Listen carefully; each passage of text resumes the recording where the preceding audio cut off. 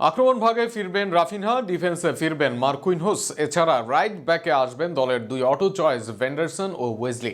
সব মিলিয়ে পরীক্ষা নিরীক্ষা নয়, নভেম্বরে সেরা স্কোয়াডই পাবে ব্রাজিল, আর সেখানে তারা মাঠে নামবে আফ্রিকান দেশের বিপক্ষে। সব মিলিয়ে নভেম্বরে কেমন হতে পারে ব্রাজিলের স্কোয়াড, সম্ভাব্য প্রতিপক্ষ কারা, তা নিয়ে থাকছে প্রতিবেদন। 2022-এর ডিসেম্বর থেকে 2025-এর অক্টোবর, 3 বছর পর আবার কোরিয়ার মুখোমুখি হয় ব্রাজিল দল।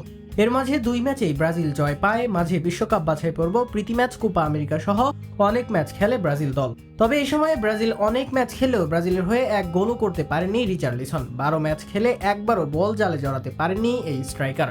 অথচ নাম্বার 9 সমাধানেই নেওয়া হয় তাকে। আগামী ম্যাচে তাই রিচার্লিসনকে আর দলে চান না অনেক ভক্তরা। কার্লো বুঝে গিয়েছেন নিজের প্রিয় শিষ্য নেই আগের ফর্মে।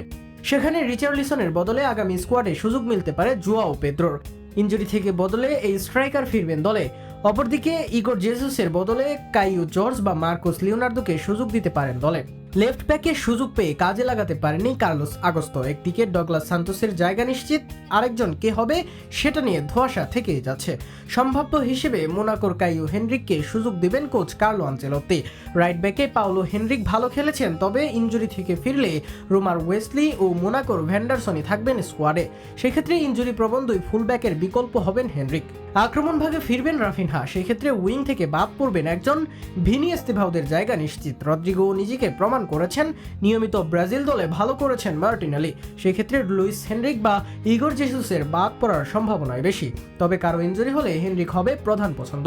এর আগে 5 ম্যাচে 1 গোল হজম করা কার্লোর জাপানের সাথেই হজম করে 3 গোল, যেখানে 3 গোলের 2 গোলে প্রত্যক্ষ অবদান ডিফেন্ডার ফ্যাব্রিজিও ব্রুনোর। 1 গোলে ভুল গোলরক্ষক সৌজার। আগামী ম্যাচে এই জায়গায় ফিরবেন ডিফেন্ডার মার্কুইনহস, গোলরক্ষক পজিশনে আসবে এলিসন এডারসন।